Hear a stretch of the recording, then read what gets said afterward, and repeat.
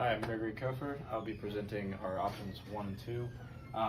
So for our three sub-functions, we had data storage, our liquid storage, and our liquid selection. So our concepts that we came up with to get through our data storage is a little bit more simple than most of our other ones. We have our Arduino internal EEPROM, which has less storage, could become an issue if we're storing a ton of recipes again and again. So our second option there would be our external EEPROM. And so it gives us a little bit more storage. We can have more options. It's a little bit easier when it comes down to our actual plausible solutions for the user to pick an option. Our liquid storage is going to come down to how many tanks we use, if we're going to use a tank. So our options became switching one tube between external tanks, so not needing anything within the machine itself, having a user take a tube from one bottle to the next based on instruction.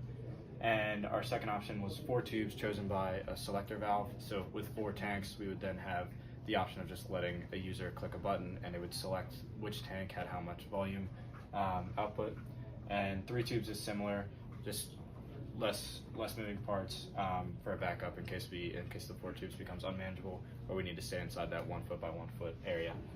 For our liquid storage, we have external tanks, 4 individual tanks, 3 individual tanks, and 3 tanks, 1 being water. Or 4 tanks with 1 being water. And so from that, I did the first 2 options, which was an Arduino manual switch and external tanks.